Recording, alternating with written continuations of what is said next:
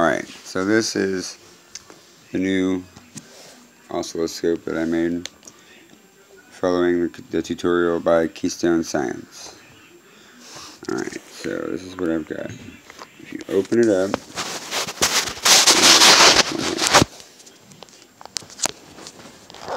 no, hold on. Alright, so if you open it up,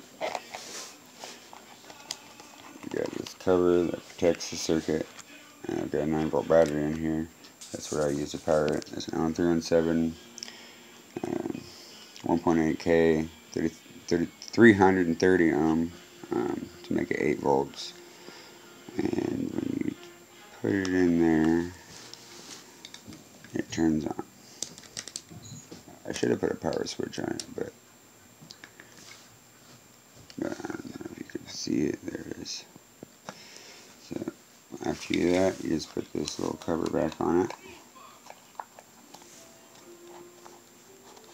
Doesn't fit perfect, but it does protect the board and stays in place good with this bag. And then you can plug it in with this 3.5mm into a phone. I haven't tested it out with this phone, but it looked like it recognized it. So let's see, if I open up the frequency generator, like my phone 27 looks pretty cool. I have to turn it up a little bit. Oops, turn it off. I don't know if I can figure out the password of this phone.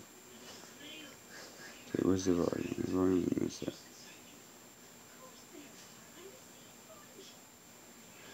I'm going to turn it up. Here we go. Let me just take the lens off so you can see it better. So you can increase and decrease the volume, and you can increase and decrease the hertz with this app and change the frequency.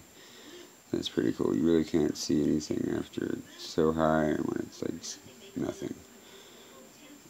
But if you adjust it,